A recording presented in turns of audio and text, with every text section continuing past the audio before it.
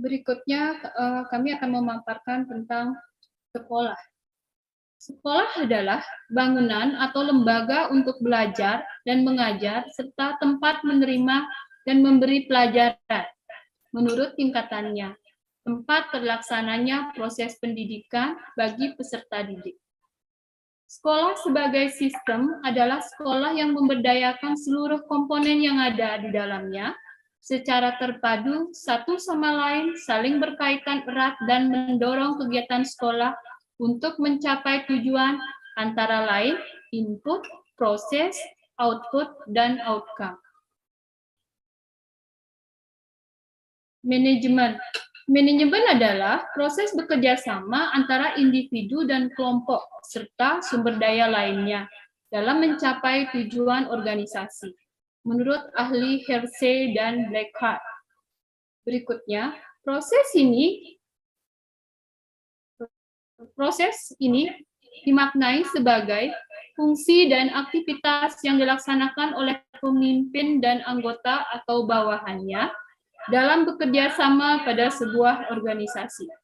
Fungsi dan aktivitas yang dilaksanakan mendorong sumber daya manusia bekerja memanfaatkan sumber daya lainnya seperti sarana dan prasarana, waktu, SDM, metode, dan lainnya secara efektif, inovatif, kreatif, solutif, dan efisien sehingga tujuan organisasi yang telah direncanakan dapat dicapai. Berikutnya, konsep kepala sekolah dan pemimpin. Kepala sekolah, tenaga fungsional guru yang diberikan tugas tambahan untuk memimpin suatu sekolah di mana diselenggarakan proses belajar mengajar atau tempat di mana terjadi interaksi antara guru yang memberi pelajaran dan murid yang menerima pelajaran. Pemimpin, orang yang memiliki kemampuan untuk mempengaruhi, mengkoordinasikan seseorang atau sekelompok orang bekerja sama untuk mencapai satu tujuan. Konsep kepemimpinan. Kepemimpinan merupakan proses mempengaruhi atau memberikan contoh oleh pemimpin kepada pengikutnya dalam upaya mencapai tujuan organisasi. Unsur kepemimpinan. Yang pertama, unsur orang, yaitu yang menyelenggarakan yang dikenal dengan pemimpin. Unsur orang yang digerakkan yang disebut dengan kelompok atau anggota. Dan yang terakhir berikutnya adalah unsur situasi, di mana aktivitas menggerakkan berlangsung yang dikenal dengan organisasi. Dan yang terakhir adalah unsur sasaran, yaitu kegiatan yang dilakukan. Gaya kepemimpinan. Ada beberapa jenis gaya kepemimpinan. Yang pertama adalah tipe otoriter. The autocratic style of leadership. Kepemimpinan yang berpusat pada pemimpin saja. Berikutnya adalah tipe karismatik. Pemimpinnya adalah sosok yang memiliki kepribadian kuat. Yang ketiga, tipe demokratis atau democratic style of leadership. Kepemimpinan yang membuka kolaborasi dengan orang lain dan lingkungan. Yang keempat, tipe delegatif. Memberikan wewenang pada bawahannya untuk mengambil keputusan. Berikutnya, yang nomor 5, tipe transformasional. Berfokus pada perubahan dalam organisasi, kelompok, dan unsur lain yang terlibat di dalamnya.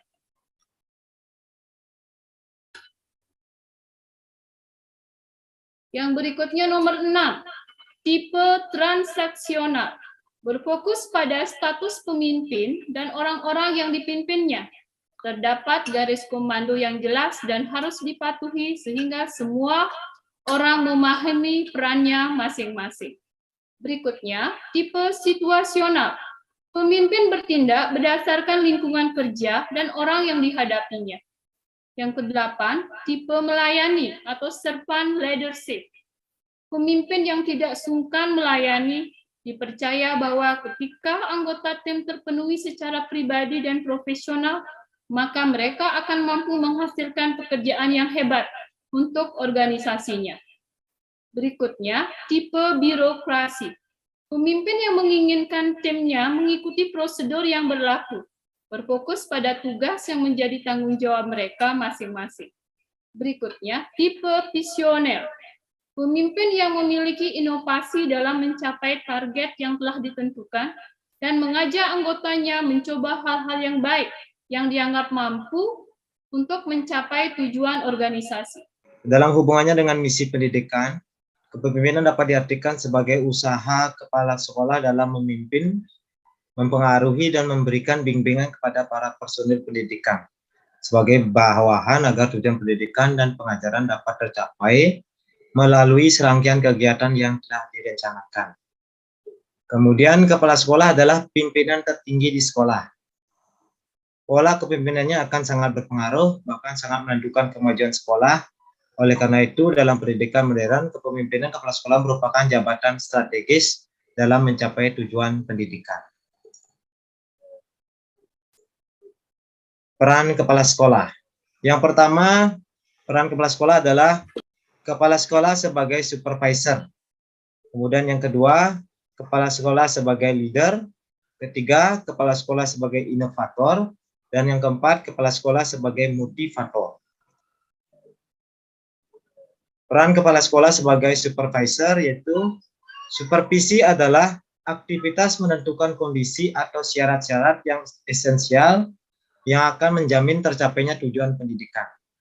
Dalam hal ini, tugas kepala sekolah sebagai supervisor adalah yang pertama merancang, mengarahkan, dan mengkoordinir semua aktivitas agar sekolah berjalan dengan baik menuju tercapainya tujuan sekolah. Kedua, membimbing para guru agar menunaikan tugasnya dengan penuh semangat dan kegembiraan. Yang ketiga, membimbing para murid untuk belajar rajin, tertib, dan giat. Keempat, menjaga suasana baik dalam sekolah, antar guru, antar murid, antar pegawai, antar kelas, sehingga tercapai suasana kekeluargaan. Yang kelima, melaksanakan hubungan baik ke dalam dan keluar. Yang keenam, menjaga adanya koordinasi antara seksi-seksi dalam organisasi sekolah dan sebagainya. Kepala sekolah sebagai leader. Kepala sekolah harus mampu memberikan penunjuk dan pengawasan, meningkatkan kemampuan tenaga kependidikan, kemauan tenaga kependidikan, membuka komunikasi dua arah, dan mendelegasikan tugas sebagai leader. Harus memiliki karakter khusus yang mencakup kepribadian, keahlian dasar, pengalaman, dan pengetahuan profesional, serta pengetahuan administrasi dan pengawasan. Kemampuan yang harus dimiliki kepala sekolah adalah pertama, kemampuan membangun visi, misi, dan strategi lembaga. Kemudian yang kedua, mampu berperan sebagai inovator, yaitu orang yang terus-menerus membangun dan mengembangkan berbagai inovasi untuk memajukan lembaga pendidikan. Kemudian yang ketiga, mampu membangun motivasi kerja yang baik bagi seluruh guru, karyawan, dan berbagai pihak yang terlibat. Keempat, mempunyai keterampilan melakukan komunikasi. Jadi cakap komunikasi, komunikasinya bagus, menangani konflik, dan membangun iklim kerja yang sangat positif di lingkungan lembaga pendidikan. Kelima, mampu melakukan proses pengambilan keputusan dan bisa melakukan proses delegasi wewenang secara baik. Kemudian fungsi kepala sekolah sebagai leader adalah yang pertama memberikan petunjuk dan pengawasan. Yang kedua, meningkatkan kemauan tenaga kependidikan. Ketiga, membuka komunikasi dua arah dan mendelegasikan tugas. Kepala sekolah sebagai inovator. Kepala sekolah harus memiliki strategi yang tepat untuk menjalin hubungan yang harmonis dengan lingkungan, mencari gagasan baru, mengintegrasikan setiap kegiatan, memberikan teladan bagi seluruh tenaga kependidikan di sekolah, dan mengembangkan model-model pembelajaran yang inovatif. Jadi ciri-ciri kepala sekolah sebagai inovator adalah yang pertama, konstruktif. Berusaha mendorong dan membina setiap tenaga kependidikan agar dapat berkembang secara optimal dalam melakukan tugas-tugas yang diemban kepada masing-masing tenaga kependidikan. Kemudian yang kedua, kreatif, yaitu berusaha mencari gagasan dan cara-cara baru dalam melaksanakan tugasnya. Ketiga, delegatif, yaitu berupaya mendelegasikan tugas-tugas kepada tenaga pendidikan sesuai dengan deskripsi tugas, jabatan, serta kemampuan masing-masing.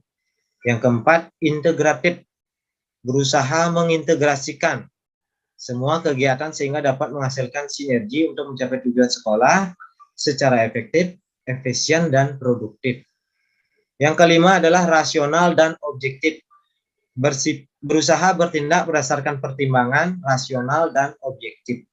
Kemudian yang keenam, pragmatis, berusaha menetapkan kegiatan atau target berdasarkan kondisi dan kemampuan nyata yang dimiliki oleh tenaga kependidikan serta kemampuan yang dimiliki sekolah. Kemudian yang ketujuh, keteladanan, yaitu berusaha memberikan teladan dan contoh yang baik. Adaptable dan fleksibel, yaitu sebagai inovator. Kepala sekolah harus mampu beradaptasi dan fleksibel dalam menghadapi situasi baru, serta berusaha menciptakan situasi kerja yang menyenangkan dan memudahkan para tenaga kependidikan untuk beradaptasi dan melaksanakan tugasnya. Kemudian yang keempat, kepala sekolah sebagai motivator. Kepala sekolah harus memiliki strategi yang tepat untuk memberikan motivasi kepada para tenaga pendidikan dalam melakukan berbagai hal, khusus yang berbeda satu sama lain, sehingga memerlukan perhatian dan pelayanan khusus pula dari pemimpinnya. Kepala sekolah harus memiliki strategi yang tepat untuk memberikan motivasi kepada para tenaga kependidikan dalam melakukan berbagai aktivitas yang berbeda satu sama lain, sehingga memerlukan perhatian dan pelayanan khusus pula dari pemimpinnya. Penghargaan atau reward juga sangat penting untuk meningkatkan profesionalisme tenaga kependidikan. Pelaksanaan penghargaan dapat dikaitkan dengan prestasi tenaga kependidikan secara terbuka, sehingga mereka memiliki peluang untuk meraihnya. Kepala sekolah harus berusaha menggunakan penghargaan ini secara tepat, efektif, dan efisien untuk menghindari dampak negatif yang bisa ditimbulkannya. Sebagai motivator, kepala sekolah berperan sebagai pemberi dorongan sehingga seluruh komponen pendidikan dapat berkembang secara profesional. Kepala sekolah sebagai principalship. Kepala sekolah merupakan salah satu struktur terpenting dalam organisasi kependidikan formal. Profesionalisme kepala sekolah akan memberikan dampak positif dan perubahan yang baik dalam sistem pendidikan di sekolah atau lembaga pendidikan. Antara lain dari dampak positif itu yakni efektivitas kependidikan, kepemimpinan sekolah yang kuat, pengelolaan tenaga kependidikan yang efektif, budaya mutu, teamwork yang kompak, cerdas dan dinamis, kemandirian, partisipasi warga sekolah dan masyarakat,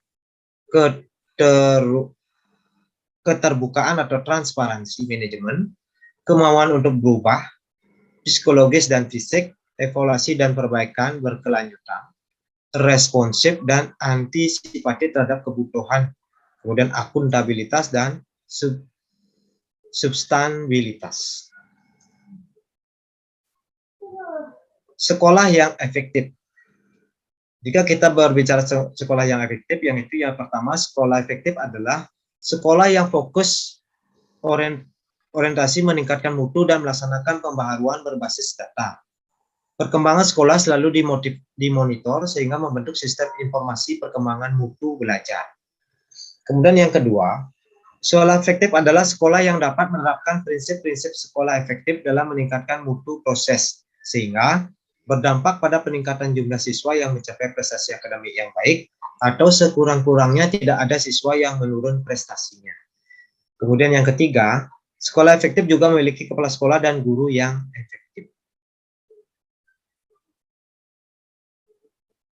Kepala sekolah yang efektif. Kepala sekolah sebagai pemimpin pendidikan tertinggi di sekolah bertanggung jawab secara penuh terhadap pelaksanaan dan keberhasilan pendidikan di sekolah. Untuk itu, kepala sekolah harus membekali diri dengan bermacam-macam keterampilan, antara lain keterampilan konseptual, keterampilan teknik, dan keterampilan manusiawi. Kompetensi kepribadian, kompetensi manajerial, kompetensi kewirausahaan, dan kompetensi supervisi. Baik, terima kasih. Mungkin Nike yang bisa kami sampaikan.